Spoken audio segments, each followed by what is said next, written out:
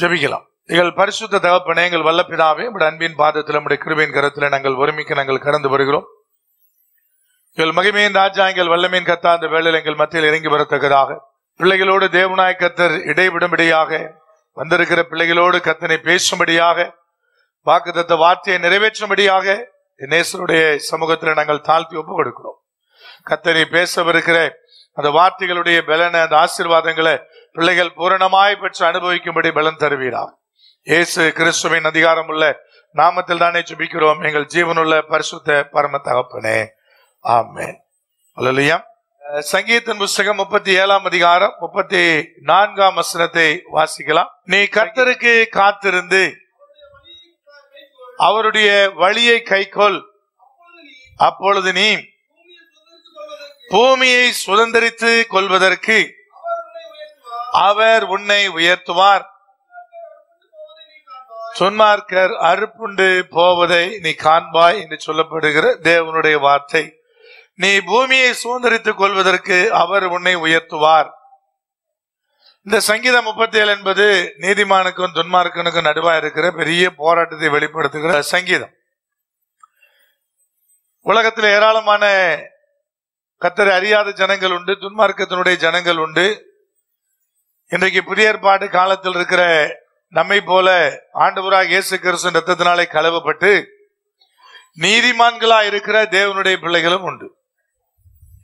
நீதிமான்களுக்கும் துன்மார்க்கருக்கும் நடுவாக என்னெல்லாம் வித்தியாசம் இருக்கிறது என்பதை அலசி ஆராய்ந்து பார்க்கிற ஒரு சங்கீதம். தாவீது தன்னுடைய வயசான காலத்தில் எழுதின சங்கீதம். அதாவது தாவீது தன்னுடைய மொத்த வாழ்க்கையினுடைய அனுபவத்தையும் திரட்டி எழுதிய ஒரு சங்கீதம். தாவீதினுடைய அனுபவம் என்பது பெரிய அனுபவம். கர்த்தர் அவனுக்கு துணை நின்று மகிமையான காரியங்களை செய்து நிறைவேற்றின அனுபவங்கள் எல்லாம் கண்டவன்.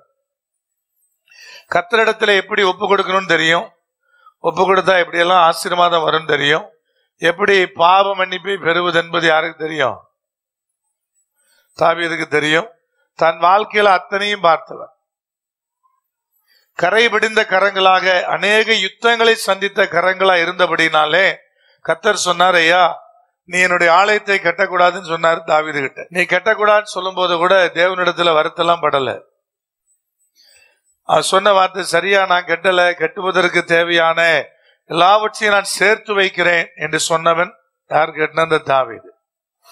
வாழ்க்கை முழுவதுமே தேவனோடு அர்ப்பணித்து ஓடி ஒரு பெரிய அனுபவத்தை பெற்றுக் கொண்டவன். அந்த மொத்த அனுபவத்தையும் திரட்டி அவன் எழுதினதான வயசான காலத்தில் எழுதின ஒரு சங்கீதம். இந்த சங்கீதத்தின் புஸ்தகத்துல மொத்தத்தையும் இன்னைக்கு உலகத்தில் இருக்கிற நிறைய தேவ பிள்ளைகளுக்கு இருக்கிற எல்லா கேள்விகளுக்குமான விடைகள் இந்த சங்கீதத்தின் புஸ்தகத்துல உண்டு.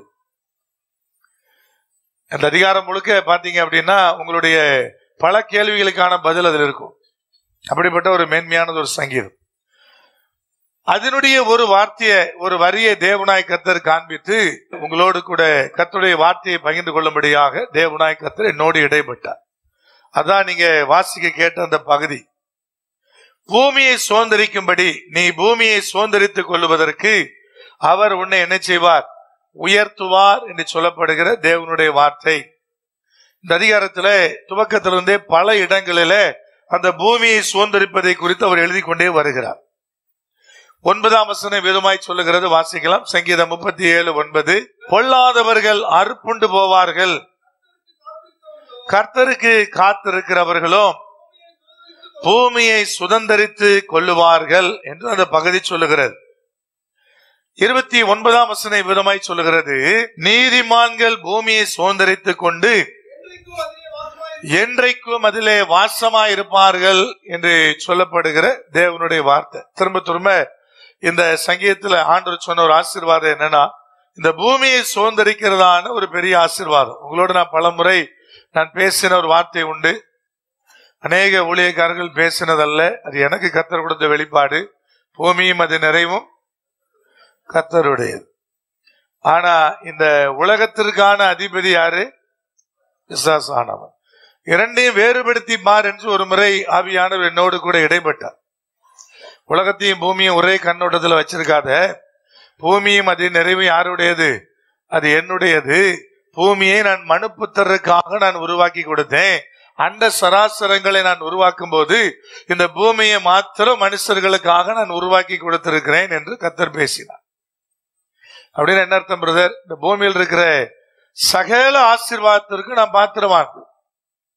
இதை சுதந்திரிப்பதற்கு, இந்த பூமியை சுதந்திரிப்பதற்கு தேவனாய் கர்த்தர் என்ன விரும்புகிறார் என்பதை குறித்து உங்களோடு இன்னைக்கு நான் பேச போறேன். அப்ப இந்த 37ஆம் சங்கீதத்துல கர்த்தர் சொல்ற வார்த்தை என்னன்னா, நீதிமான் தான் பூமியை சுதந்திரிப்பான். நீதிமான் தான் பூமியை சுதந்திரிப்பான்.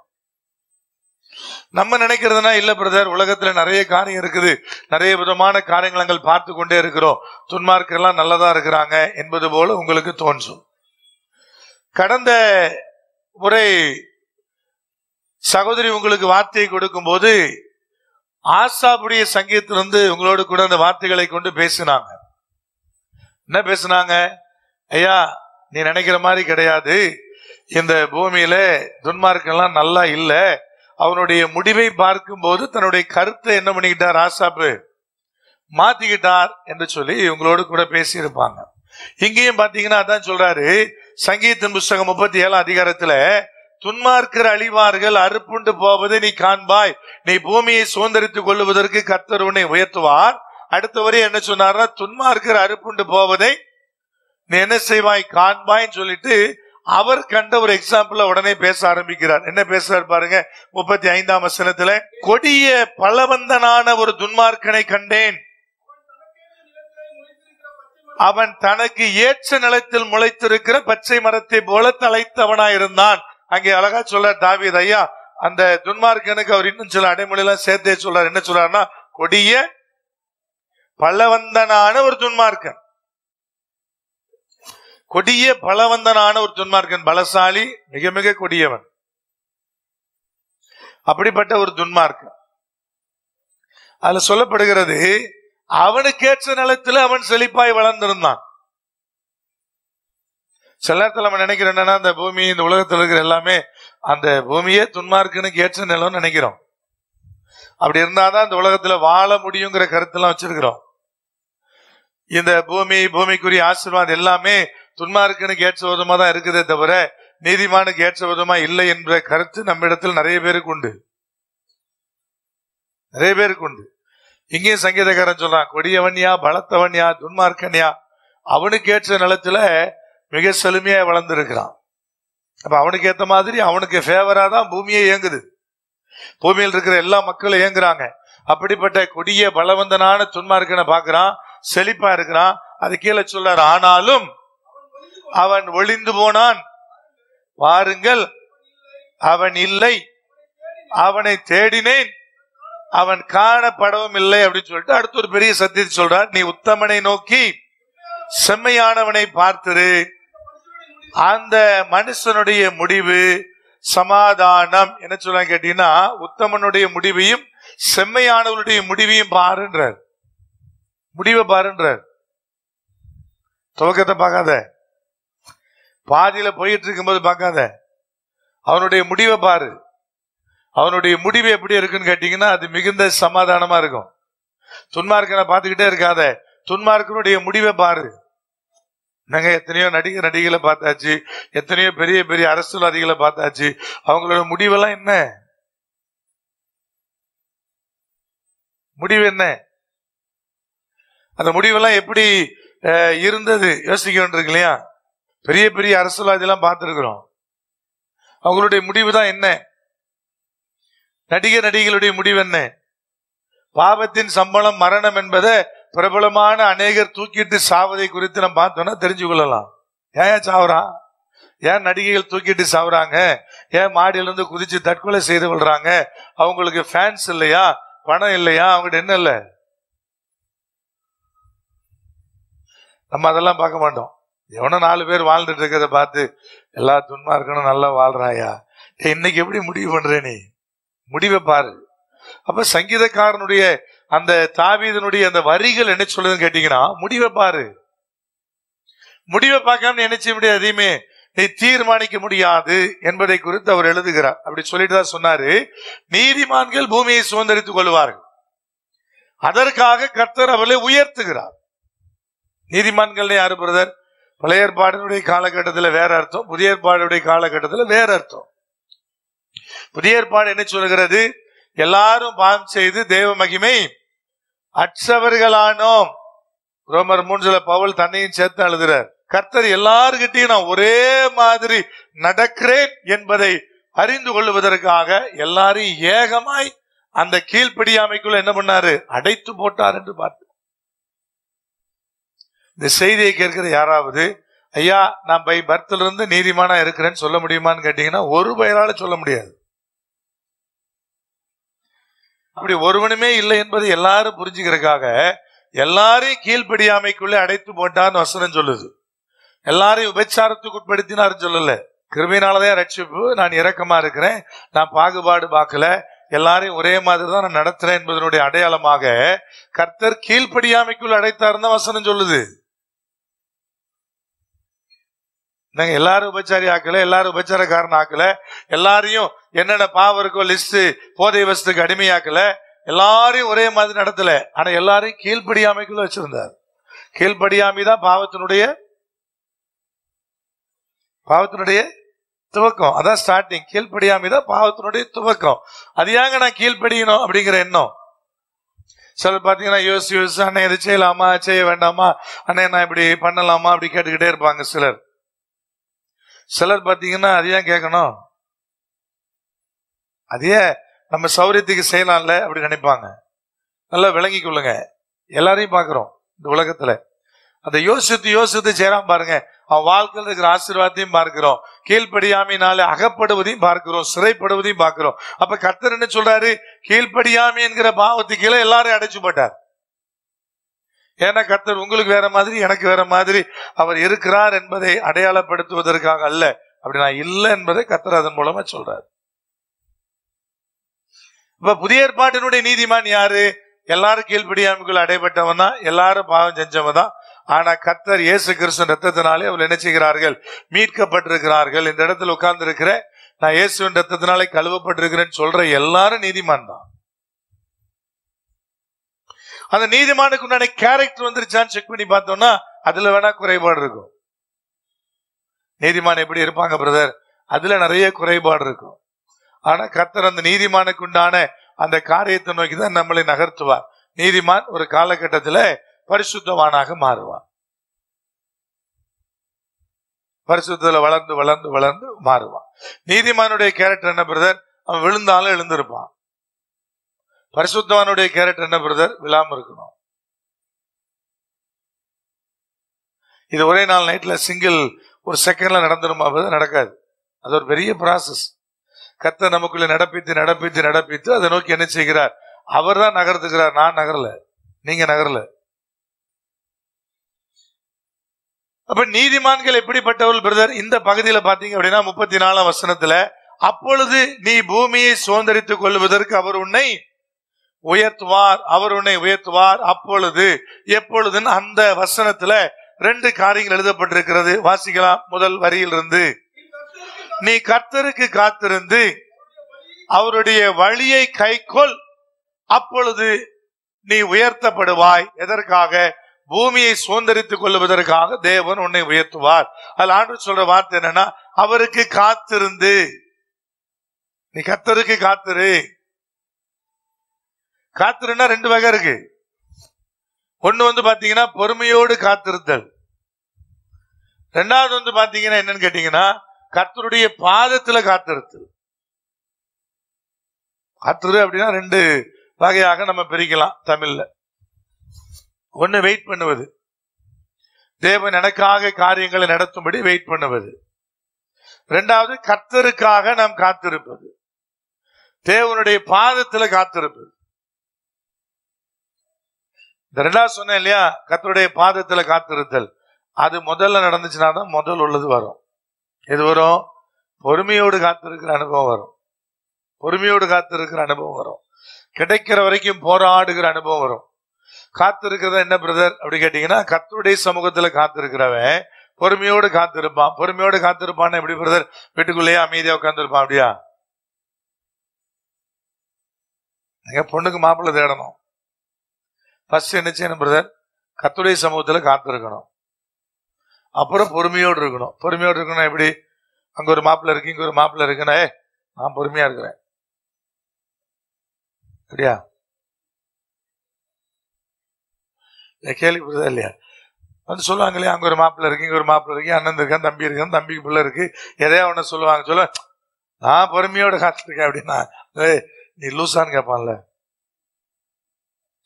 அப்ப கர்த்தருடைய சமூகத்துல காத்திருக்கல், அப்புறம் நடக்கிறவரை பொறுமையோடு காத்திருத்தல்னா முயற்சி செய்யாமல் இருத்தல் அல்ல, அதை நோக்கி முயன்று கொண்டே பொறுமையாக என்ன செய்வது? நகருவது. அதைத்தான் தேவனாய் கர்த்தர் விரும்புகிறார்.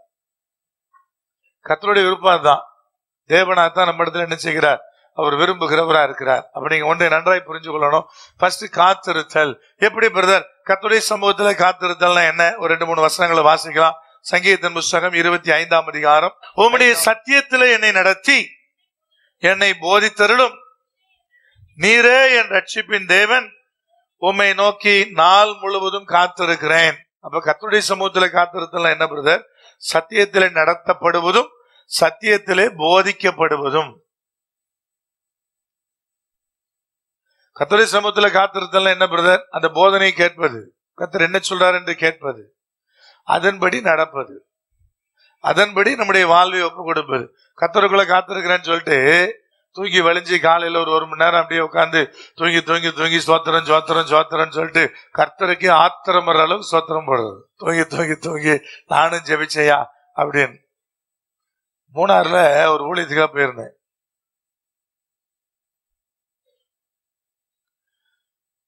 அப்ப அந்த சர்ச்சில் சொன்னாங்க, பிரதர் அந்த வர்ஷிப் டீமே மியூசிக் வாசிக்கிற டீமே நீங்களே கூட்டு வந்துருங்க. நான் அப்ப அதான் முதல் முறை சரி சொல்லி ஒரு டீம் ஒண்ணு, ஒரு பேடு, ஒரு கீபோர்டு கூப்பிட்டுட்டு நாங்க 3 பேர் டிராவல் பண்ணி எங்க போறோம்? மூணாறு போறோம் பஸ்ல. அப்ப என் கூட வந்தது பாஸ்டரோட பையன். 10 நாள் வாஸ்தான். நைட்டு அவங்க வீட்டுல ஒரு பிரதர் வீட்டுல தூங்க திடீர்னு அலாரம் அடிக்கும். 12 மணிக்கு ஒருக்கா, 1 மணிக்கு ஒருக்கா, 2 மணி வரைக்கும் அடிக்கும். எலிம்பக்கம் சத்தம் அன்னி வாசல்ல தாரா தாரா தாராமா 2 நிமிஷம் படுத்திக்கிறோம். எனக்கு இந்த ரகசியமே புரியல. என்னடா நடக்குது? நம்மளையும் தூங்க விட மாட்டேங்கிறான். நமக்கு முழிச்சா அடுத்து தூக்கம் வர்றதுக்கு கொஞ்சம் நேரம் ஆகும். எனக்கு ஒண்ணுமே புரியல. காலையில எழும்பி ஒரு 9 மணிக்கா அப்புறம் தான் எனக்கு புரிஞ்சுது என்னன்னா, அந்த வீட்டார் வந்து சொன்னாங்க, பரவாயில்ல பிரதர், நல்லா இரவு முழுதும் ஜெபிக்கிற ஒரு பையனை கூட்டு வந்திருக்கீங்க. ஓ, இதுக்குள்ள இப்படி ஒரு ரகசியம் இருக்குது போல அப்படின்னு அப்பதான் நான் நினைச்சேன். அவங்க நினைச்சிட்டாங்க வீட்டாரு, பரவாயில்ல அந்த வாலிப தம்பி விடிய விடிய விடிய விடிய இதே கூப்பாடு. 3 நாளைக்கு ஒரு 3000 ரூபாய் பேசி கூட்டு போயிருந்தேன். ஆளுக்கு 3000 ரூபான்னு பேசி 3 நாள் மீட்டிங். செலவுலாம் என்னோடது, உனக்கு சாப்பாடு இப்பெல்லாம் போக 3000 ரூபாய் கொடுத்துருவேன், 3000 1000 ரூபாய் டெய்லி சொல்லி பேசி கூட்டு போயிருந்தேன். ஏன்னா இப்ப அங்க போன பிறகு பாத்தீங்கன்னா சனிக்கிழமை காலையில் ஒரு ஃபாஸ்டிங் பேர் வச்சுட்டாங்க சரியா. அப்புறம் ஞாயிற்றுக்கிழமை காலையில் ஒரு சர்வீஸ் வர ஆகி போச்சு. அப்ப கணக்கு என்ன ஆயிடுச்சு? 5000 இல்லையா? முடிச்சோன்னே கேட்டான் 5000 ரூபாய் தந்தே ஆகணும் என்ன பாருங்க தலையில. அப்பதான் தெரிஞ்சு எனக்கு இவனோட ஆழ்குரிய தகுதி என்னன்னு.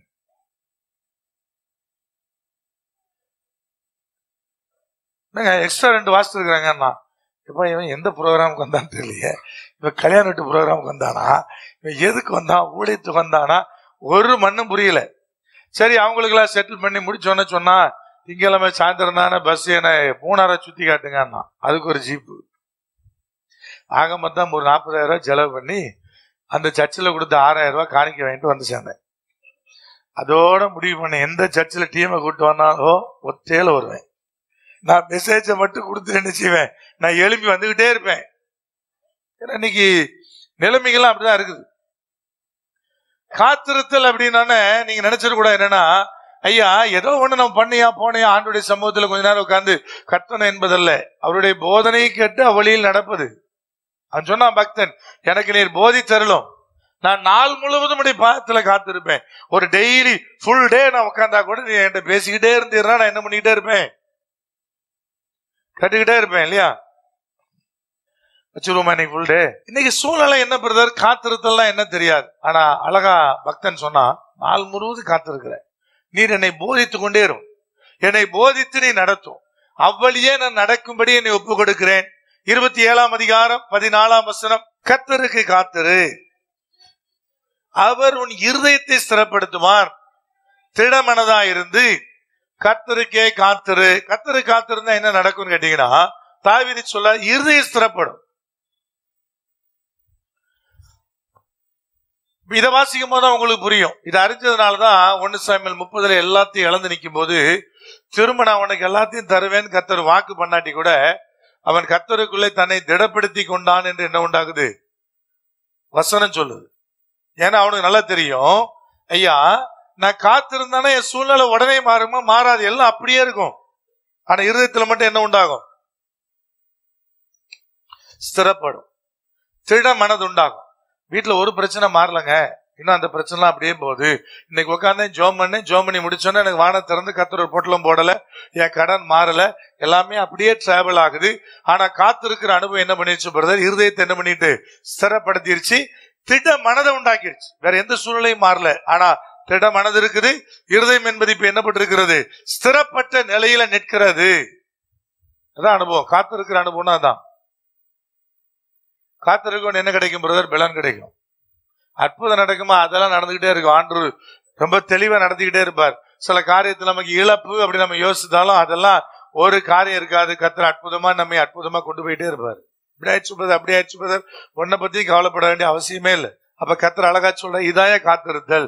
ஏசாயா 40:31, கர்த்தருக்கு காத்திருக்கிறவர்களும் புது பலன் அடைந்து கழுகுகளை போல செட்டைகளை அடித்து என்ன செய்வார்கள்? எழும்புவார்கள். அவர்கள் ஓடினாலும் இளைப்படையார்கள், நடந்தாலும் என்ன செய்யார்கள்? சோர்ந்து போகார்கள். இங்கே அந்த வசனம் தான் சொல்லுது, காத்திருக்கிறவன் எப்படி பலன் அடைகிறான் பிரதர்? அதான் அந்த பகுதி சொல்லுது. சோர்ந்து போகவே மாட்டான், இளைப்படவே மாட்டான். அவனுடைய வாழ்க்கையில கர்த்தருக்கு காத்திருப்பதனால உண்டான பலன், இருதயத்தில் ஏற்பட்டிருக்கிற ஸ்திரத்தன்மை, அவன் ஏற்பட்டிருக்கிற திட மனது அவனை தொடர்ந்து ஓட பண்ணும். இந்த நிலையில நீ எப்படி சந்தோஷமா இருக்கிறன்னு எல்லாரும் கேட்க வைக்கும். நீங்க நிலமெல்லாம் தலைகீழா இருக்குது, நீ எப்படி சந்தோஷமா இருக்கிற? ஒரு காரியத்திலோட மாற்றத்தை காணுமே, நீங்க மட்டும் எப்படி சந்தோஷமா இருக்கிறீங்கன்னு கேட்க வைக்கும். அதுதான் அஸ்திரம். வாழ்க்கையில பிரச்சனை வர வர என்ன பிரதர்? பிரச்சனை வர வர சத்துருவு கொண்டாட்டம், சத்துருவான மனிதர்களுக்கு கொண்டாட்டம். சத்துருவான மனிதர்கள் என்ன செய்வாங்க பிரதர்? எப்பொழுதுமே பாத்தீங்கன்னா ரொம்ப பிளான் பண்ணி பிசாசு வேலை செய்வான், தந்திரமா வேலை செய்வான். ஆனா எந்த சத்துருவை பார்த்து கவலைப்பட மாட்டேன். எப்ப பிரதர்? எப்ப கவலைப்பட மாட்டோம்? கர்த்தருக்குள்ள இருந்தீங்கன்னா அவர் கொடுக்கிற திடம், அவர் கொடுக்கிற இருதயத்தினுடைய ஸ்திரத்தன்மை, நீ என்ன வேணா பண்ணு. ஏன்னா நான் இப்ப எப்படி இருக்கிறேன் பிரதர்? ஸ்திரத்தன்மையோடு இருக்கிறேன், திடமனதா இருக்கிறேன். நான் ஓடினாலும் என்ன செய்யப்பட போறதில்லை, இளைப்படைய போறதில்லை. ஏன்னா என்னுடைய பலன் இங்கிருந்து எனக்கு கிடைக்கல, என்னுடைய பலன் என் தேவனிடத்திலிருந்து எனக்கு கிடைத்திருக்கிறது. காத்திருக்கிற அனுபவம் அப்படிதான் பலப்படுத்துது ஒவ்வொரு மனுஷனையும். நமக்கு ஏன் பிரதர் பலன் வரல, நமக்கு ஏன் புலம்பல் இருக்குது? காத்திருக்கிற அனுபவம் இல்லை. என் மனைவி கிட்ட நம்ம சபையில இவ்வளவு பேர் வராங்க, இதுல எத்தனை குடும்பம் வார்த்தையில கட்டப்பட்ட குடும்பம்? ஒரு பட்டியல் இருக்கு. என்ன பட்டியல் அவட்டையும் கேட்காதீங்க, நானும் சொல்ல மாட்டேன். அப்ப எங்களுக்கு தெரியும் இந்தந்த குடும்பம் எல்லாம் வார்த்தையில கட்டப்பட்டிருக்கிற குடும்பம். இப்ப ரெண்டாவது, என் மேல நேசிச்சு என்ன நேசிச்சு எத்தனை குடும்பம் வருது, அதுக்கு ஒரு பட்டியல் இருக்குது. தேவைக்காக எத்தனை குடும்பம் வருது, அதுக்கு ஒரு பட்டியல் இருக்கு. எந்த பட்டியல நீங்க இருக்கீங்க நான் சொல்ல மாட்டேன், அவளும் சொல்ல மாட்டா. ஆனா எந்த பட்டியல நீங்க இருக்கிறீங்கன்னு உங்களுக்கு தெரியும். அந்த பட்டியல இருந்து மாறி வார்த்தையில கட்டப்படுகிற குடும்பத்தினுடைய பட்டியலுக்கு எல்லாரும் வரணும். அப்பதான் சபை சக்சஸ். அவட்ட சொல்றேன், வார்த்தையில கட்டப்பட்ட குடும்பமா என்னைக்கு நம்ம நிலைநிறுத்துறோமோ அன்னைக்குதான் நம்ம சரியான ஊழியத்தை செய்து நிறைவேற்றி இருக்கிறோம் என்று அர்த்தம். அப்ப இதுல பிரதர் இந்த குடும்பம் வார்த்தையில கட்டப்படல அப்படி எனக்கு ஒன்று இருக்குதே, அது கட்டப்படணும்னு எனக்கு ஒண்ணு தோணுது இல்லையா? அவர்கிட்ட சொன்னேன், குடும்பத்தையும் வார்த்தையில கட்டி நிறுத்திட்டோம்னா அன்னைக்குதான் நமக்கு சக்சஸ். அதுக்கு பிறகு அவர்கள் அசைக்கப்பட மாட்டாங்க, இங்க ஓடிக்கிட்டே இருப்பாங்க, போய்கிட்டே இருப்பாங்க. வார்த்தை தேவனுடைய சமூகம் காத்திருப்பது அவ்வளவு பலனை தருது. ஒண்ணுமே சரியாகல, ஆனா பலன் மட்டும் கிடைக்குது. அதான் காத்திருக்கிற அனுபவம். அந்த நிலைக்குள்ள நீங்க வராதனாலதான் புலம்பல் வருது, முறுமுறுப்பு வருது, கவலை வருது, கவலை தேய்ந்த ஒவ்வொரு காரியம் நடக்குதே தவிர, அந்த நிலைக்குள்ள வந்துட்டீங்கன்னா உங்களை எதுவுமே கவலைப்படுத்த முடியாது. எதுவும் உங்களை என்ன செய்யாது, ஒண்ணுமே பண்ணாது. கூலா நீங்க போயிட்டே இருப்பீங்க. ஐயோ இவ்வளவு நஷ்டமாயிருச்சு பிரதர், கவலையே பட மாட்டீங்க. அழகுலையா? இந்த சேமிப்பு எல்லாம் கரைஞ்சு போச்சு பிரதர், கவலையே பட மாட்டீங்க. இது இல்ல பிரதர், கவலையே பட மாட்டீங்க. நமக்கு எப்படி பிரதர், வயிற்றுக்குள்ள பிள்ளை இருக்கும் போது எந்த ஸ்கூல்ல சேர்க்கறதுன்னா முதல்ல வெளியே வரட்டும், அப்புறம் ஆனா பெண்ணா பார்ப்போம், அப்புறம் எங்க சேர்க்கறதுன்னு அப்புறம் முடிவெடுப்போம். உள்ள இருக்கும் போதே கவலை, எந்த ஸ்கூல்ல சேர்ப்பது, அப்பவே கேட்கறது எல்லாத்தையும். அந்த ஸ்கூல் எப்படி, இந்த ஸ்கூல் எப்படி, அதுல இங்கிலீஷ் நாலேஜ் எப்படி, அடேப்பா. ஆனா எனக்கு தெரிஞ்சு எல்லாம் கேட்பாங்க, விசாரிப்பாங்க. சூப்பர் ஸ்கூல் தான் உள்ள சேர்ப்பாங்க. சேர்த்த பிறகு எந்த பேரண்டையாவது போய் ஸ்கூல் எப்படின்னு கேட்டா சுமாரா நல்லா இருக்கு ஒரு வேலை சொல்லுங்க பாப்போம். என் பிள்ளை படிக்கிற ஸ்கூல் சூப்பர்னு ஒரு ஆளை சொல்லிருங்க பாப்போம். ஒருத்தரும் சொல்ல மாட்டாங்க. ஏன் தெரியுமா? இவங்க நினைப்பெல்லாம் எல்கேஜி படிக்கும் போது ஐஏஎஸ் கொஸ்டின் பேப்பருக்கு ஆன்சர் எழுதணும். புரியலையா? உங்களுக்கு சொல்ற மாதிரி இருக்கும். பெரிய கவலை. வயிற்றில் இருக்கும்போது எந்த ஸ்கூல், எங்க சேர்க்கறது, என்ன படிக்க வைக்கிறது ஆரம்பிச்சிடுவா மனைவி. ஏதாவது உனக்கு அக்கறை இருக்கா, இந்த பிள்ளைய குறிச்சு ஏதாவது யோசிக்கிறியா, நாளைக்கு இந்த பிள்ளைய எப்படி கட்டி கொடுக்கறது, ரொம்ப காலம் இருக்குடா. அந்த 25 வருஷ வாழ்க்கைய எப்படி கட்டி கொடுக்குறதுன்னு சொல்லி அழுதி சாவ போறியா? 25 வருஷம் ஜாலியா வாலியா? அது கர்த்தர் ஏற்படுத்தினால என்ன செய்யும், அது நடக்கும். இதெல்லாத்தையும் விட இப்ப இருந்தே ஒரே கவலை, பாரமே பட மாட்டுற. இப்ப என்ன செய்யணும், பாரப்பட்டு 2 பேரும் சேர்ந்து என்ன செய்யலாம், அழலாம். அழு, நீ அழு, நானும் அழுறேன். ஏன் இன்னைக்கு வாழ்க்கை அப்படி போகுது? கர்த்தருக்குள்ள காத்து இருக்கிற அனுபவம் இல்ல, அதனால வாழ்க்கை அப்படி போகுது. அப்ப ஒன்றை நீங்க நன்றாக விளங்கி கொள்ளணும். தேவ சமூகத்துல காத்திருக்கும் போது நான் ஸ்திரப்படுகிறோம். ஓசியா 12ஆம் அதிகாரம் 6ஆம் வசனம். இப்பொழுதும் நீ உன் தேவனிடத்தில் திரும்பி தயவையும் நியாயத்தையும் கை கொண்டு இடைவிடாமல் உன் தேவனை நம்பிக்கொண்டிரு. காத்திருக்கிற தேவனுடைய சமூகத்துல இடைவிடாமல் நம்பிக்கையோடு காத்திரு அப்படின்னு ஒரு வார்த்தை எழுதுறாரு. இதெல்லாம் தேவ சமூகத்துல காத்திருத்தல். அப்புறம் பொறுமையோடு காத்திருக்கிறது எப்படி பிரதர்? வாசிக்கலாம். சங்கீதம் 65:5. பூமியின் கடையாந்தரங்களிலும் தூரமான சமுத்திரங்களிலும் உள்ளவர்கள் எல்லாரும் நம்பும் நம்பிக்கையா இருக்கிறேன். எங்கள் ரட்சிப்பின் தேவனே, நீர் பயங்கரமான காரியங்களை செய்கிறதுனால் எங்களுக்கு நீதியுள்ள உத்தரவு என்ன செய்கிறீர், அருளுகிறீர். ஐயா, ஒரு பயங்கரமான பராக்கிரமசாலி. நான் ஆராதிக்கிற தேவன் அற்புதத்தின் தேவன், அதிசயத்தின் தேவன். நான் ஆராதிக்கிற தேவன் சர்வ வல்லவர். இந்த நினைவு எனக்கு வேணும் இல்லையா? நான் ஆராதிக்கிற தேவன் என்னுடைய எல்லா குற்றங்களையும் அவர் மன்னிக்கிறவர். என்னுடைய பாவங்கள் எல்லாம் மன்னித்து என்னை ஒரு புது மனுஷனாய் மாற்றுகிறவர். இந்த நம்பிக்கை இல்லாம கர்த்தரை இப்படி ஆராதிக்கிறது. இந்த நம்பிக்கை இருந்தா நான் என்ன செய்வேன்னா, எனக்கு கவலையே இல்லாம பொறுமையோடு கூட உட்கார்ந்து இருப்பேன். ஐயா, எந்த பிராந்தியத்தில் இருந்தாலும் சரி, எந்த சமுத்திரத்துல கிடந்தாலும் சரி, எப்படி இருக்கிற சனமா இருந்தாலும் சரி, நம்புகிற எல்லாருக்கும் தேவனாய் கர்த்தர் இப்படிப்பட்டவராய் இருக்கிறீர் அப்படிங்கிற உணர்வு இருந்துச்சுன்னா எனக்கு எதை பத்தியும் கவலை வராது. என்னங்க, பெரிய பெரிய ஸ்கூல்ல படிச்ச பிள்ளைங்கெல்லாம் ஐஏஎஸ் ஆயிட்டாங்களா, டாக்டர் ஆயிட்டாங்களா? இன்னைக்கு நடுத்தர வர்க்கம் தன்னுடைய வாழ்க்கையினுடைய சம்பாத்தியத்தையும் எங்கதான் தொலைக்குது? ஸ்கூல்ல தான். ஸ்கூல் என்ன செய்யுது? அப்பப்ப அது நடத்துது, கிளாஸ் நடத்துது, இது நடத்துது. ஒவ்வொருத்தர் வெளியில இருந்து இன்ஸ்டிடியூஷன் வாரான். நீ 7th இருந்து இதை படிச்சுட்டனா நீ எங்க போயிடலாம், ஐஐடி போயிடலாம், ஐஎம் போயிடலாம், அங்க சேர்ந்துடலாம், இங்க சேர்ந்துடலாம், நீட்டுக்கு ரெடி ஆயிரு, இதை பண்ணிடலாம், அதை பண்ணிடலாம். அந்த கோர்ஸ் இருக்கு, இந்த கோர்ஸ் இருக்கு, அது இப்படி ஒரு எக்ஸாம் வைக்குது, அதை கண்டக்ட் பண்ணி என் பிள்ளை பாஸ் பண்ணிட்டானா எனக்கு என்ன தருது? ஸ்காலர்ஷிப். கூட ஒரு 3 நாள் ஊழியத்துல கூட இருந்தாரு. அப்பதான் ஒரு சம்பாஷணை ஓடிட்டே இருந்துச்சு. அதுக்கு பணம் இல்லை, இதுக்கு பணம் இல்லை. ஒய்ஃப் அவரும் டிஸ்கஷன் பண்ணிக்கிட்டே இருப்பாங்க. இதை கட்டிட்டா போதுமா, அதை கட்டிட்டா போதுமான்னு. அப்போ உடனே அவட்ட கேட்டேன், பிரதர் என்னதுன்னு. அவர் சொன்னார், இந்த மாதிரி ஸ்காலர்ஷிப்புக்கு ஒரு எக்ஸாம் எழுதிட்டு இருக்கான். எப்போ ரிசல்ட்னே? நாளைக்கு அப்படின்னாரு. நாளைக்கு என் கூட இருக்க போறீங்க, கரெக்டா வரும் போன், உங்க பிள்ளை பாஸ் பண்ணிட்டான். எதுவுமே படிக்காமலே, இத பத்தி தெரியாமலே உங்க பிள்ளை இவ்வளவு ஸ்கோர் பண்ணியிருக்கிறான். உங்க பிள்ளைய மாதிரி மூளை உள்ள பிள்ளை உலகத்திலே கிடையாது. கொஞ்சம் நம்ம அவனை இப்படி பூஸ்ட் பண்ணி விட்டுட்டோம்னா, அவன் இப்போ அடுத்த யாருக்கு அமெரிக்க ஜனாதிபதிக்கு போய் என்ன பண்ணிடுவான் எலெக்ஷன்ல அப்படின்னு வரும் போன். எப்படி பேச சொல்றீங்க? கர்த்தர் பேசினாரா? கர்த்தர்லாம் பேசல. இவன் இன்ஸ்டியூட்டா இருந்தாலும் சரி, அவனுக்கு என்ன சொல்லுவான்னு எனக்கு தெரியும் இல்லையா அப்படின்னு. ஏன் பேச சொல்றீங்க? ஆமா, அப்படி சொன்னாதான் நீ ஃபீஸ் கட்டுவ. ஃபுல்லா மக்கு ஃபெயில் ஆயிட்டான்னு என்ன செய்ய போறதில்ல. உங்களுக்கு இது மாதிரி அனுபவம் இருக்கா?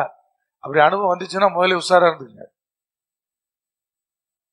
உன் பிள்ளை ஃபெயிலியா மக்கா இருக்கியானா நீ என்ன செய்ய மாட்டேன், ஃபீஸ் கட்ட மாட்டேன். ஆகா ஓகோ இன்னும் கொஞ்சம் தான் தேவை, அவனை லேசா அப்படி தூக்கி விட்டோம்னா, அப்படி சொன்னாதான் நீ ஃபீஸ் கட்டுவ, கடன் வாங்கி கட்டுவ, எதை வாங்கி வேணாலும் கட்டுவ. கடைசியில வாழ்க்கையில எல்லாத்தையும் தொலைச்சு எங்க நிப்போம்? நீங்க எந்தெந்த பெரிய ஸ்கூல் நினைக்கிறீங்க இல்லையா, அந்த ஸ்கூல்ல இருக்கிற அந்த ஸ்கூல்ல யார் யாரெல்லாம் படிச்சா, ஒரு வருஷத்துக்கு எத்தனை பேர் டாக்டர் ஆனா, எத்தனை பேர் இப்படி ஆனா, எல்லாத்தையும் யோசிங்க. எத்தனை பேர் பைத்தியக்காரனா ரோட்ல சுத்திட்டு இருக்கான்னு யோசிங்க. ஸ்கூல்லாம் ஒண்ணும் செய்யாது.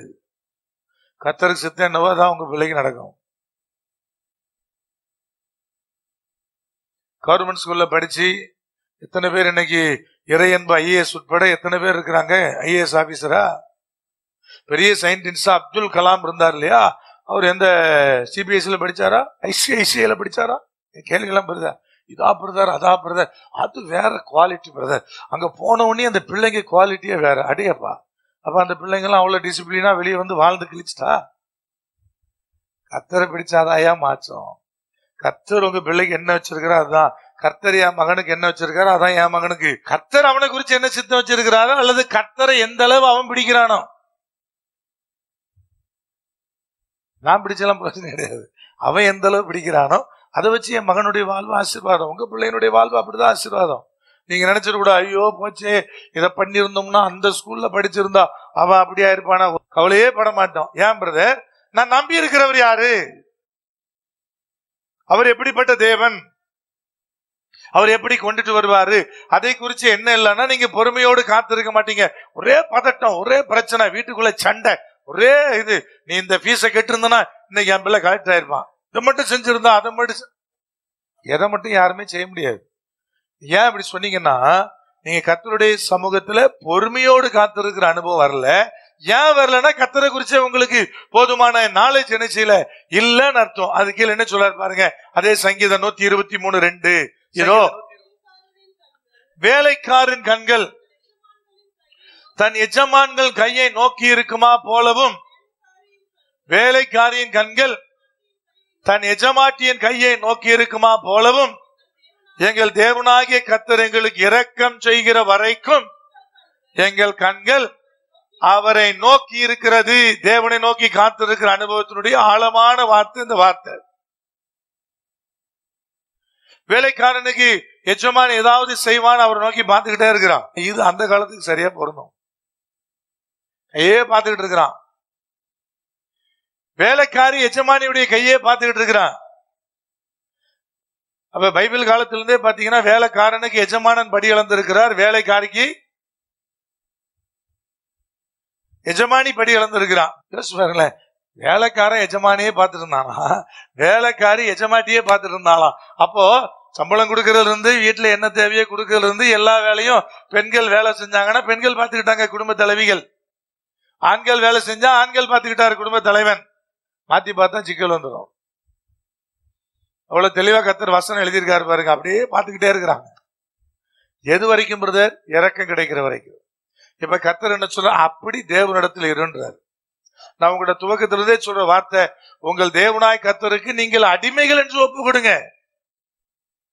அவரை சிநேகிதனாகவோ, அவர் என்னுடைய ரொம்ப தோஸ்து பிரதர், நானும் அவரு தோல்ல கைப்பட்டுதான் இப்படி போவோங்கிற உணர்வுகள் இருந்தீங்கன்னா ஒரு நாள் காணாம போயிருவீங்க.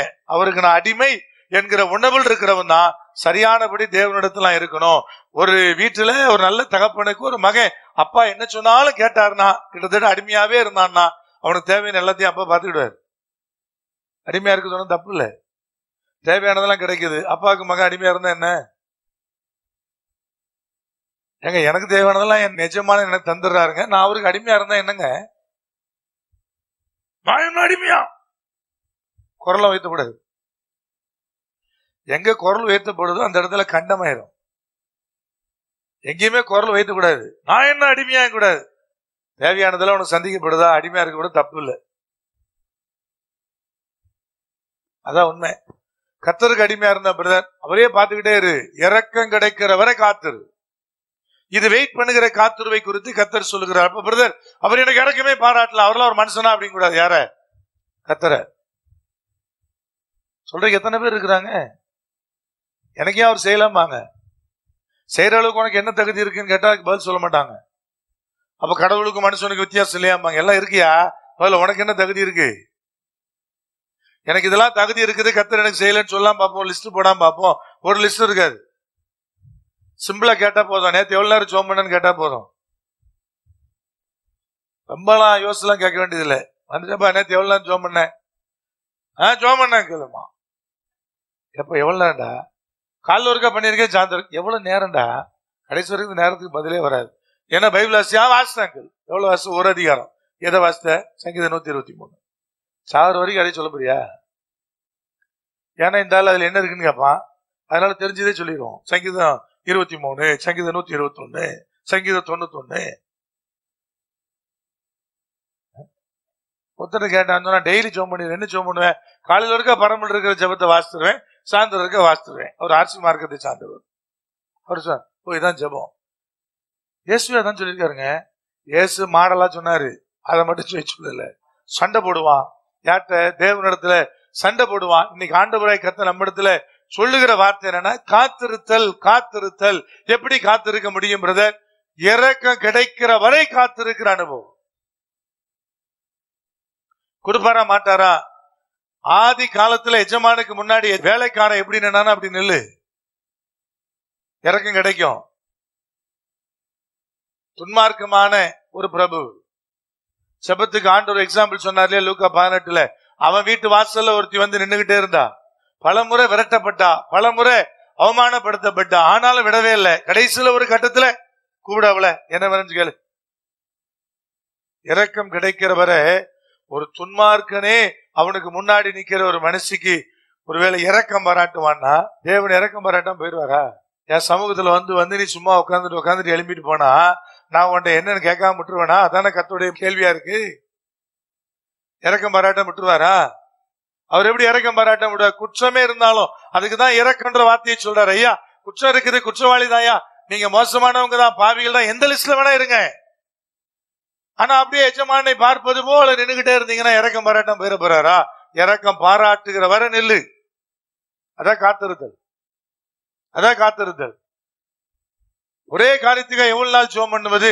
நிறைவேறுகிற வரை ஜோம் பண்ணிட்டே இரு. அல்லது கர்த்தர் இல்லடா நோன்னு சொல்ற வரை ஜோம் பண்ணிட்டே இரு. எவ்வளவு காலம்? காலம் கணக்கிலே கிடையாது. ஜோம் பண்ணிக்கிட்டே இரு. எப்ப வேணா தேவனாய் கர்த்தர் அதிசயமான காரியத்துவம் வாழ்க்கையில் என்ன செய்வாரு? அவர் நடப்பிக்கிறவரா இருக்கிறார். நீதிமொழிகள் 20ஆம் அதிகாரம் 22ஆம் வசனம். தீமைக்கு சரி கட்டுவேன் என்று சொல்லாதேன், கர்த்தருக்கு காத்திரு, அவர் உன்னை என்ன செய்வாரு? ரட்சிப்பார். ரெண்டு சொல்லார். சரி கட்டுவேன் சொல்லாத, கர்த்தருக்கு காத்திரு. பயங்கரமா சத்துரு துன்பப்படுத்துறான் பிரதர், என்ன செய்யணும்? காத்திரு.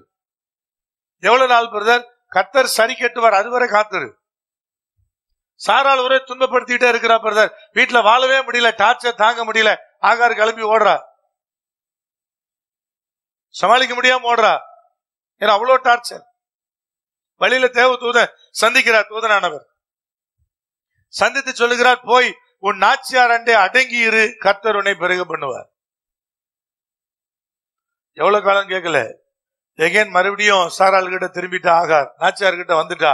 இப்ப முன்ன விட கொடுமை ஜாஸ்தியா இருக்குமா? எப்படி இருக்கான்?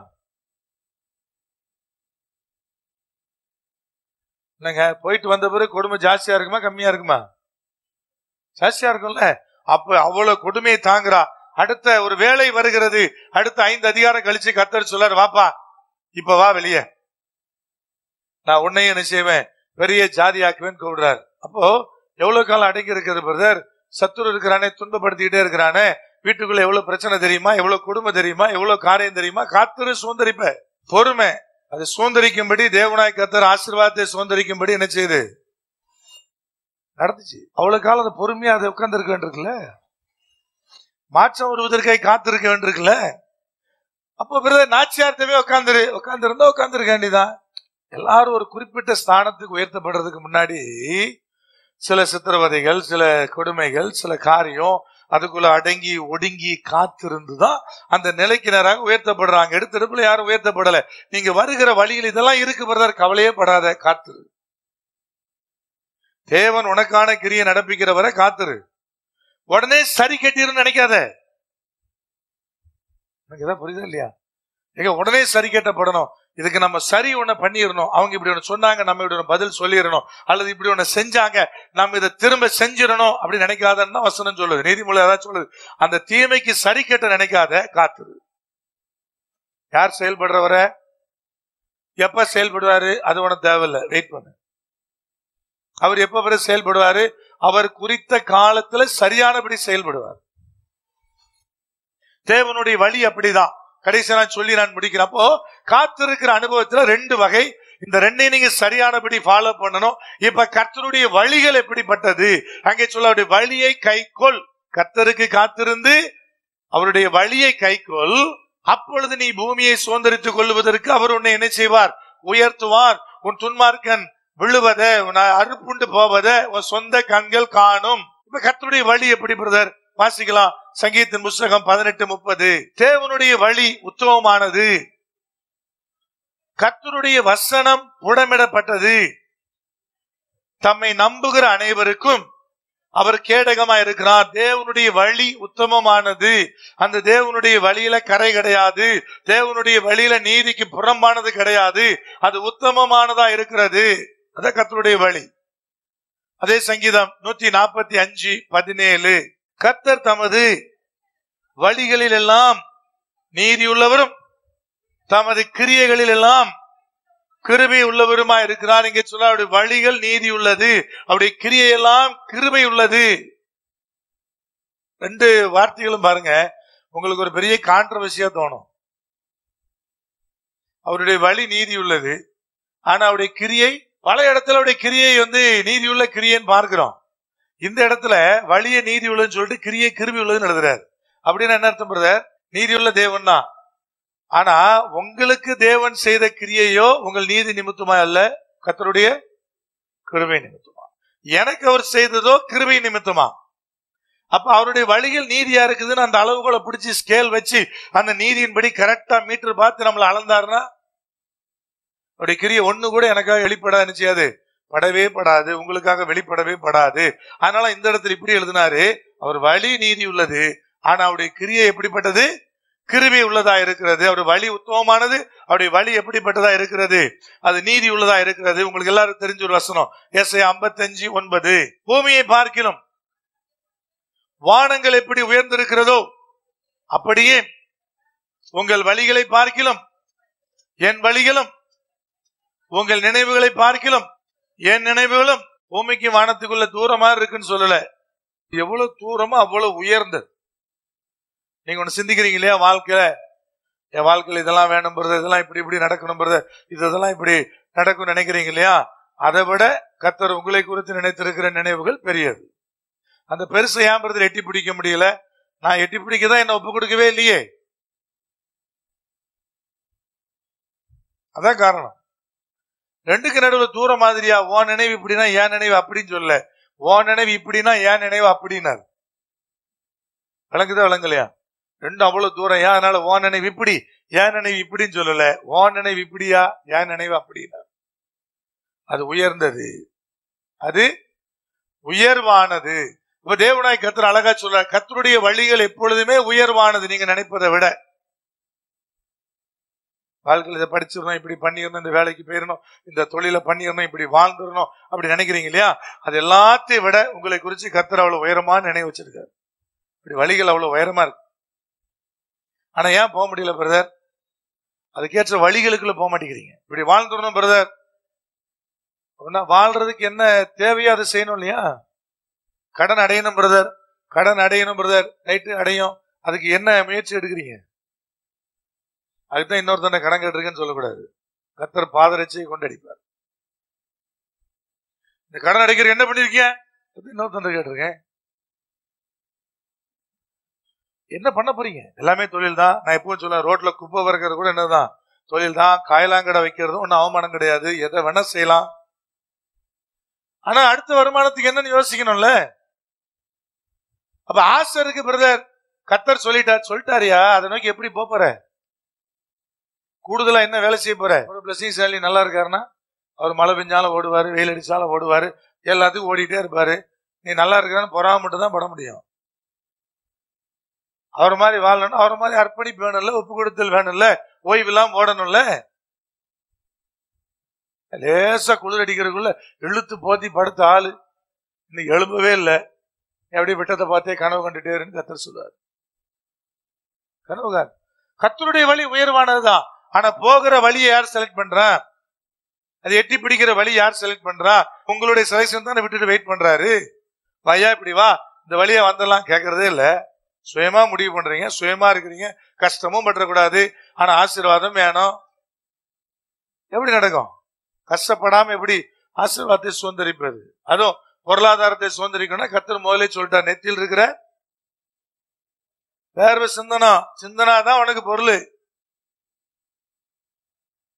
மாறவே மாறாது. பிள்ளை பத்துக்கணும் பிரதர், பட்டு வலிக்கவே கூடாது. வலிச்சாதான் பிள்ளை. அது பெண்ணு கொடுத்த சாபம், இது ஆணு கொடுத்த சாபம். கடைசி வரை நீ வேர்வை சிந்த சிந்த சிந்த உனக்கு ஆசீர்வாதம். இல்லங்க நான் படுத்துக்கிட்டே கனவு காண்பேன், கண்டுகிட்டே இருக்கு ஆண்டவன் சொல்லுவாரு. கனவு மட்டும் காணும். அடுத்த கட்டத்துக்குள்ள வரணும் பிறகு அது அடுத்த கட்டத்துக்குள்ள வருவதற்கான முயற்சி எல்லாம் நடக்காது. படிக்கிற பிள்ளை படிக்காம மார்க் வாங்காது. என் மகா எக்ஸாம் எழுத போனாலும் சரி, படிக்க போனாலும் சரி, படிக்கும்போது படிச்சிட்டியா, 2 பாக்கி. எக்ஸாம் எழுதிட்டு வந்தானே, எக்ஸாம் எழுதிட்டியா, 2 தான் மிஸ் ஆயிடுச்சு. ஆன்சர் பேப்பர் வரும்போதுதான் 2 மிஸ் ஆச்சா 20 மிஸ் ஆச்சான்னு நினைச்சோம். எல்லா பசங்களும் அப்படின்னு சொல்லுவான், எல்லாம் படிச்சாச்சு. பொம்பளை பிள்ளையிலாவது 2 பாக்கிங்குது. ஆம்பளை பையனை கேளுங்க, படிச்சாச்சா, எல்லாம் முடிச்சாச்சு.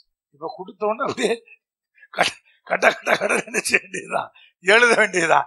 இந்த பொம்பளை பிள்ளையாவது 2 பாக்கி இருக்குன்னா இவன் எல்லாம் படிச்சாச்சுன்னா மார்க் வரும்போது ஒண்ணுமே இல்லை. அப்ப பிரதர் படிச்சதாங்க மார்க் வரும். அப்ப கர்த்தர் சொல்றார், நான் உன்னை குறிச்சு வச்சிருக்கிற வழி உயர்வுதாயா.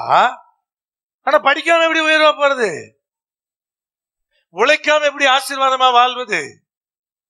இது தேவனாய் கர்த்தர் நம்ம இடத்துல முன்னாடி வைக்கிற கேள்வி. கடைசியா உன்னை சொல்ல விரும்புறேன். தானியேல் 4ஆம் அதிகாரம் 37ஆம் வசனம். கர்த்தருடைய வழியை நீங்கள் அறிந்து கொள்வதற்காக நேபுகாத்நேச்சாராகிய நான் பரலோகத்தின் ராஜாவை புகழ்ந்து உயர்த்தி மகிமைப்படுத்துகிறேன். அவருடைய கிரியையெல்லாம் சத்தியமும் அவருடைய வழிகள் நியாயமானவைகள். அகந்தியாய் நடக்கிறவர்களை தாழ்த்த அவராலே ஆகும் என்று எழுதினார். நீங்க நேபுகாத்நேச்சாருடைய அனுபவம் இது. என்னெல்லாம் சொல்றான் பாருங்க. அவரை புகழ்ந்து உயர்த்தி மகிமைப்படுத்துகிறேன் சொல்லிட்டு சொன்னாரு. அவருடைய வழிகள் நியாயமானவைகள். இவனுக்கு எப்படிப்பட்ட அனுபவம் பிரதர்? இவனுக்கு நெகட்டிவான அனுபவம். ஆனா கண்டுபிடிச்சான் இவன் வழி நியாயமானதுதான். தாவீதுக்கு எப்படி பிரதர்? எல்லாம் பாசிட்டிவான அனுபவம். இவனுக்கு என்னது? இவனுக்கு என்ன நடந்துச்சு அந்த அதிகாரத்துல? உங்க எல்லாருக்குமே தெரியும். ஒரு சொப்பனம் பாக்குறான். அது 4ஆம் அதிகாரத்தினுடைய 17ஆம் வசனத்தில் இருக்குது. நேரம் கருதி நானே வாசிக்கிறேன். உன்னதமானவர் மனுஷருடைய ராஜ்யத்தில் ஆளுகை செய்து தமக்கு சித்தமானவனுக்கு அதை கொடுத்து மனுஷரில் தாழ்ந்தவனையும் அதன் மேல் அதிகாரியாக்குறார் என்று நரஜீவன்கள் அறியும்படிக்கு காவலாளர் தீர்ப்பினால் இந்த காரியம் பரிசுத்தவான்கள் மொழியினால் இந்த விசாரணையும் தீர்மானிக்கப்பட்டது என்றான். சொப்பனம் பார்த்தாரு. ஒரு அடிமரம் மாத்திரம் தான் மிஞ்சுது, மீதி எல்லாம் என்ன செய்கிறது? தகர்ந்து போகிறது. எல்லாம் சொப்பனத்தை பார்த்தாரு. சொப்பனத்தை பார்த்து கேட்டாரு. அந்த சொப்பனம் மேல போட்டிருக்கு 15ஆம் வசனத்துல. அதை பார்த்து கேட்ட உடனே தானியேல் சொன்னார், ஐயா இது கர்த்தரிடத்திலிருந்து வருகிற வார்த்தை. இவ்விதமா கர்த்தர் செய்ய போறாரு. எப்படி செய்ய போறாரு? 25-26 உன்னதமானவர் மனுஷருடைய ராஜ்யத்தில் ஆளுகை செய்து தமக்கு சித்தமா இருக்கிறவனுக்கு அதை கொடுக்கிறார் என்பதை நீ அறிந்து கொள்ள மட்டும் 7 காலங்கள் உம்முடைய பேரில் கடந்து போக வேண்டும். கர்த்தர் உன்னை ஒடுக்க போறாரியா, நசுக்க போற, நீ மாட்டை போல என்ன செய்ய போற, புல்லை மேய போகிற, நீ பனியில கிடக்க போற, இப்படி எல்லாம் சொல்லிட்டு சொன்னார். 7 காலம் அப்படியே போக வேண்டிய நிலம் இருக்கும். எது வரைக்கும் உன்னதமானவர் தான் பூமியினுடைய மனுஷருடைய ராஜ்யத்தில் ஆளுகை செய்கிறார் என்பதை நீ அறிந்து கொள்ள மாட்டோம். நேபுகாத்நேச்சார் என்ன செஞ்சாரு? உன்னதமானவர் ஆளுகை செஞ்சுதான் ராஜ்யத்தை ஏற்படுத்துறார் நினைக்கல. என் ராஜ்யம் நான் செஞ்சேன். இப்ப கர்த்தர் சொல்ல, இல்ல இல்ல நான் தான் செய்றேன் என்பதை அறிய மட்டும் 7 காலங்கள் உம்முடைய பேரில கடந்து போக வேண்டும். அப்புறம் கீழே சொன்னார், ஆனாலும் விருட்சத்தின் வேர்களாகிய அடிமரம் தரையில் இருக்கட்டும் என்று சொல்லப்பட்டது என்னவென்றால், நீ பரம அதிகாரத்தை அறிந்தபின் ராஜ்யம் உனக்கு நிலை நிற்கும். எல்லாம் போனாலும் அடிவேர் அப்படியே இருக்கும். அதான் சொப்பனம். ஏன் அடிவேர் என்ன குறிக்குதுன்னா, நீ கர்த்தருடைய ராஜ்யத்தை குறிச்சு அறிஞ்சு, தேவனுடைய ஆளுகை குறிச்சு அறிஞ்சு, பரம அதிகாரத்தை குறிச்சு அறிஞ்ச பின்னாடி உன் ராஜ்யம் மறுபடியும் நிலை நிற்கும். பரம அதிகாரம் அவர் தான் பூமிக்குள்ள மனுஷருக்குள்ள ஆளுகை செய்கிறார். யார் யாரை எங்க குத்தணும், இங்க கொடையணும், யார் யாரை எப்ப ஆசிர்வதிக்கணும் நல்லாவே தெரியும். யாருக்கு? எல்லாம் தெரியும் அவருக்கு. அவர் தான் உட்கார வச்சார். அவர் தான் எல்லாரும் ஏற்படுத்துகிறார். ஏற்படுத்தி ஏன் வச்சாரு பிரதர்? அதெல்லாம் ஆண்டவருடைய பாடு. இதெல்லாம் சொன்ன உடனே கீழே பாத்தீங்கன்னா 29ஆம் வசனம் இப்படி சொல்லுது, 12 மாதம் சென்ற பின்பு. எத்தனை மாசம் சென்ற பின்பு? கர்த்தர் தானியேலோடு நேபுகாத்நேச்சார் இடத்துல பேசி 12 மாசம், 1 வருஷத்துக்கு பின்னாடி, அந்த 1 வருஷம் வரைக்கும் கர்த்தர் அமைதியா இருந்தார். ஐயா, நீ சரி கேட்டு நினைக்கிற தீமைக்கு தீமைய முடியல. கர்த்தரிடத்துல உட்கார், ஆண்டவரே என் கண்காண என் சத்துருவுக்கு நீ சரி கட்டையா அப்படின்ற. அதுவும் நடக்கல. எப்ப சரி கட்டணும் பிரதர்? கர்த்தர் கையில தான் காலம் இருக்கு. அவர் அடுத்து ஒண்ணு வெயிட் பண்ணுவாரு. நான் அடிக்கடி சொல்லுவேன், அடிக்கடி அடிக்கப்படுகிற மனுஷன் பாக்கியவான். ஏன்னா அடி எப்படி இருக்கும்? சின்னதா இருக்கும். செஞ்ச கூட்டத்துக்கு அடி சின்னதா இருக்கும். கர்த்தர் விட்டு வச்சிருக்கிறான்னு அப்படியே வெயிட் பண்ணிட்டே இருப்பாரு. பாவம் பெருகட்டும், இவனுக்கு கொட்டை பெருசா கொடுக்கணும். அதனால இந்த பாவம் பத்தாது. ஏன்னா அவர் யாரு? நீதி உள்ளவர். இன்னும் பேசு, இன்னும் பேசு, இன்னும் செய், இன்னும் செய். 12 மாசம் விட்டுட்டார். 12 மாசம் பேர் என்ன நடந்துச்சு பாருங்க. ராஜா பாபிலோன் ராஜ்யத்தின் அரண்மனை மேலே உலாவிக் கொண்டிருக்கும் போது, இது என் வல்லமையின் பராக்கிரமத்தினால் என் மகிமை பிரதாபத்துக்கென்று ராஜ்யத்து அரண்மனையாக நான் கட்டின மகா பாபிலோன் அல்லவா என்று சொன்னான். இந்த வார்த்தை ராஜாவின் வாயில் வெளிக்கூட வரல. இந்த வார்த்தை ராஜாவின் வாயில் இருக்கும் போதே அப்படின்னு அர்த்தம். பேசிக்கிட்டு இருக்கும் போதே அல்லது நினைக்கும் போதே, அவ வாயில் இருக்கும் போதே, பாருங்க, வாயில் இருக்கும் போதே வானத்திலிருந்து ஒரு சத்தம் உண்டாகி, நேபுகாத்நேச்சாரே, ராஜ்ய பாரம் உன்னை விட்டு நீங்கிச்சு, மனுஷனிடத்திலிருந்து நினைச்ச தள்ளப்படுவாய், வெளியின் மிருகங்களோடு சஞ்சரிப்பாய், மாடுகளை போல புல்லை மேய்வாய். இப்படியே உன்னதமானவர் மனுஷருடைய ராஜ்யத்தில் ஆளுகை செய்து தமக்கு சித்தமாய் இருக்கிறவனுக்கு அதை கொடுக்கிறார் என்பதை நீ அறிந்து கொள்ள மட்டும் 7 காலங்கள் உன்மேல் கடந்து போகும் என்று உனக்கு சொல்லப்படுகிறது என்று விளம்பினது. தானியேல் மூலமா என்ன சொல்லப்பட்டுச்சோ அதே இது இப்ப வானத்து சத்தமா துணிக்குது. விளங்கிக் கொள்ளுங்க. தானியேல் இடத்திலிருந்து சொன்ன பிறகு 12 மாசம் விட்டுட்டார்.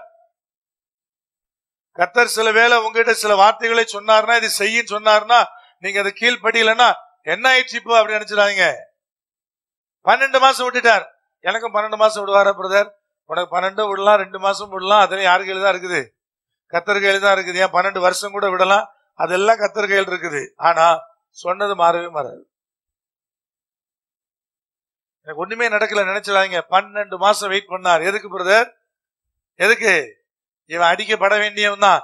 இன்னும் ஒரே ஒரு பாவத்தை செஞ்சிடட்டும் வெயிட் பண்ணாரு. என்ன பாவம்? வாயை திறந்து, நான் கட்டின பாபிலோன் என் மகிமைக்கென்று உருவாக்கினது என்று வாயிலிருந்து வார்த்தை வரட்டும் வெயிட் பண்ணார். கர்த்தர் கட்டினாருங்கிற வார்த்தையை விட்டு எவன வருஷம் மனுஷன் கட்டினா நினைக்கிறான்னு அன்னைக்கு சோழி முடிஞ்சான்னு அர்த்தம். எல்லா ஆசீர்வாதம் அப்படிதான். கர்த்தர் கொடுத்தார், கர்த்தர் கொடுத்தார், கர்த்தர் எடுத்தார். கர்த்தர் எடுத்தார்னா திரும்ப இன்னொரு மேன்மையானது என்ன செய்வாரு? இதுதான் மனுஷனுடைய வாழ்க்கையில நம்பிக்கையா இருக்கும். அப்ப தேவனாய் கர்த்தர் அழகா சொல்றார், அவருடைய வழி இதுதான். அவர் நீதிபர நியாயமானவை, அவருடைய வழிகள் உத்தமமானவை, அதை கைக்கொள். மாறி நின்றாத, பெருமை கொன்றாத, நீயே ஏதோ பெரிய ஞானத்தோடு செயல்படுவதா நினைச்சு கொள்ளாத. ஒரே நாள்ல காட்சி மாறும், ஒரு செகண்ட்ல மாறும், ஒரு செகண்ட்ல மாறும். ஒரே ஒரு செகண்ட் தான். அந்த மாதிரி அனுபவம் எனக்கு ஏராளம் இருக்கு என் வாழ்க்கையில. அப்படியே நெகட்டிவா போற மாதிரியே இருக்கும். நான் நின்று வெயிட் பண்ணிக்கிட்டே பார்த்துக்கிட்டே இருப்பேன். திடீர்னு எவனோ ஒருத்தர் ஏதோ ஒரு வாய் ஒன்று விடுவான். அப்படியே எனக்கு விரோதமா இருந்தது. அப்படியே என்ன செய்யும், ஒரு செகண்ட் தான். அப்ப யார் பலத்தினாலும் பிரதர்? ஒரு பலத்தினாலும் கிடையாது, ஒரு பலத்தினாலும் கிடையாது. அந்த வார்த்தைக்கு தான் வெயிட் பண்ணார். வாயில் இருக்கும் போதே வார்த்தை வந்துட்டு மேல. சரியா? இதுக்கு தான் வெயிட் பண்ணேன். 12 மாசமா சும்மா இருந்த வாயி அரண்மனையில் மேல உலாத்தும் போது என்ன செய்யுது? உலாத்துறது இருக்கு பத்தியா, வெரி வெரி டேஞ்சர். இப்பதான் ஒருத்தன் உப்பரிகையில உலாத்தினான். அவரும் அரண்மனையோட உப்பரில மேல உலாத்தும் போது பாத்தீங்கன்னா யாருமே இல்லைன்னா இவங்களுக்கு அப்படியே நடக்கும் போதே ஒரு தெனா விட்டு திம்பது. எவ்வளவு அழகா கட்டியிருக்கல, எவ்வளவு அருமையா. கர்த்தரை மகிமைப்படுத்துறதே இல்லை, ஆண்டவர் எனக்கு தந்தார் சொல்றதே இல்லை. எவ்வளவு பாடித்த பார்த்திருக்கிறேன் பார் அப்படின்னு அவனே நினைச்சுக்கிறது. 12 மாசம் கழிச்சு வந்துச்சு பாருங்க வேண. அப்ப ஆண்டவர் அப்பவே அடிக்க நினைச்சிருந்தாருன்னா 12 மாசத்துக்கு முன்னாடி சொன்னார்ல தானியேல்ட்ட, அடுத்த செகண்ட் நடந்திருக்கணும்ல. அவன் சொப்பனம் கண்ட அடுத்த செகண்ட் நடந்திருக்கும்ல. ஏன் நடக்கல? இந்த வார்த்தை வராம இருந்தா அவன் தப்பி கூட போயிருப்பான். விளங்கிட்டு விளங்கலையா? அதான் இங்க பிரச்சனையாச்சு. அப்ப கர்த்தருடைய வழிகள் உத்தமமானவை, அது நியாயமானவைகள். இவன் இதை அனுபவிச்சு முடிச்சுட்டு சொன்னா கர்த்தருடைய வழிகள் நியாயமும் ஆனவைகள். சொல்ற வார்த்தை நியாயமானவங்களோட சொல்லல, நியாயமும் ஆனவைகள். 37ஆம் வசனத்துல ஆமையா நிறைய இருக்கையோட வழிகள்ல அதுல ஒன்னது நியாயம். அப்ப கர்த்தருடைய வழியை கைக்கொள், காத்திரு. கர்த்தர் உன்னை உயர்த்துவார். எதற்கு பிரதர்? பூமியை சுதந்தரிக்கும்படி. உன் கண்கள் துன்மார்க்கர் அறுப்புண்டு போவதை காணும். அப்படி இருக்கிற இடத்துல எழுந்து இருக்கலாமா? கர்த்தர் உங்களோடு வாக்கு பண்ணுகிறார். கர்த்தருக்கு காத்திரியா, அவருடைய வழியை கைக்கொள். அப்பொழுது அப்பொழுது அப்பொழுது நீ இந்த பூமியை சுதந்தரிக்கும்படி உயர்த்தப்படுவாய். இந்த பூமி உங்களுக்குரியது, எனக்குரியதா இருக்கிறது. இந்த பூமியில் இருக்கிற ஆசீர்வாதங்களை சுதந்தரிப்பது தேவன் நீதிமான்களுக்கு கொடுத்த வாக்குத்தத்தமா இருக்கிறது. பூமியில் இருக்கிற எந்த ஆசீர்வாதமாகட்டும், இன்னைக்கு ஆண்டவரே சொல்லுங்க, ஆண்டவரே அதை சுதந்தரிப்பது நீர் எனக்கு கொடுத்ததான காரியமா இருக்கிறது, நீர் எனக்கு அருளி செய்த காரியமா இருக்கிறது, அதை நான் அடையும்படி என்னை நடத்தும். வார்த்தையின்படி தேவனாய் கர்த்தர் என்னை உயிர்ப்பித்தரணும். துன்மார்க்கனை பார்க்காத, துன்மார்க்க மேல பொறாம கொள்ளாத, அவனை பார்த்து எரிச்சல் அடையாத. இதுதான் வேத வசனம் நமக்கு போதிப்பது. நல்ல உத்தமமாய் வாழுகிற பிள்ளைகளுடைய முடிவை பாரு, எவ்வளவு பீஸ்ஃபுல்லா இருக்கிறாங்க அவங்க பிள்ளைகள், பேர பிள்ளைகள். அவங்க வாழ்க்கையை பாரு. இன்னைக்கு உன் வாழ்க்கையில் இருக்கிற குறைபாட்டை பார்க்காத, இதெல்லாம் குறைஞ்சிருக்கிறேன்னு பார்க்காத. இது இறுதி அல்ல, இது வாழ்க்கையினுடைய இறுதி அல்ல. இன்னைக்கு உனக்குள் இருக்கிற நோயை பார்க்காத, வாழ்க்கையினுடைய இறுதி அல்ல. இறுதி காலம் ஒண்ணு வரையா, அன்னைக்கு நீ கர்த்தரை நோக்கி பார்த்து சொல்லுவ, என் கர்த்தர் எவ்வளவு நல்லவர், அவர் நீதிமானுக்காக வாக்குத்தத்தம் பண்ணினதை சுதந்தரிக்கும்படி நடத்தி இருக்கிறார் என்று நீங்க சொல்லுவீங்க. நீ கர்த்தர் உங்களை பார்த்து சொல்லுகிறார், ஐயா கர்த்தருக்காய் காத்திரு, கர்த்தருக்காய் காத்திரு, அவருடைய வழிகளை கைக்கொள், அப்பொழுது நீ உயர்த்தப்படுவாய், பூமியை சுதந்தரிக்கும்படி உயர்த்தப்படுவாய். எங்கள் மகத்துவமுள்ள தேவனே, எங்கள் மகிமையை மகத்துவமான எங்கள் இயேசு கர்த்தாவே, இந்த செய்தியை கேட்டிருக்கிறார் ஒவ்வொரு பிள்ளைகளுக்குள்ளும் இந்த வாக்குத்தத்தம் நிறைவேறுவதாக, இந்த வார்த்தைகள் நிறைவேறுவதாக, இந்த வாக்குத்தத்தினுடைய வல்லமை பிள்ளைகளுக்குள்ள ஆசீர்வாதத்தை கொண்டு வருவதாக, தேவனுடைய பலன் இறங்கி வருவதாக. கர்த்தருடைய மகத்துவத்தின் கரத்தில் நாங்கள் தாழ்த்தி ஒப்புக் கொடுக்கிறோம். பிள்ளைகள் இன்றைக்கு அந்த ஆசீர்வாதத்தை சுதந்தரிப்பார்களாக, இந்த வாக்குத்தத்தத்தை பெற்றுக் கொள்வார்களாக என்று சொல்லி வாழ்த்துகிறேன். ஒவ்வொருவருடைய சிரசின் மீதும் இந்த வார்த்தைகளை வைத்து நான் ஜெபிக்கிறேன். அவர்கள் ஆண்டவரே மகிழ்ச்சியோடு கூட என் தேவன் என்னை விதமாய் சுதந்தரிக்க செய்தார் என்று சொல்லி அந்த ஆசீர்வாதங்களை கண்டு துதிக்க பலன்தார். இயேசு கிறிஸ்துவின் அதிகாரமுள்ள நாமத்தை தானே ஜெபிக்கிறோம் எங்கள் ஜீவனுள்ள பரிசுத்த பரம தகப்பனே, ஆமென். கர்த்தராகிய இயேசு கிறிஸ்துவினுடைய கிருபை, பிதாவாகிய தேவனுடைய அன்பு, பரிசுத்த ஆவியானுடைய ஐக்கியம் இப்பொழுது சதா காலம் அனைவரோடு கூட நித்தியமாய் நிலைத்திருப்பதாக.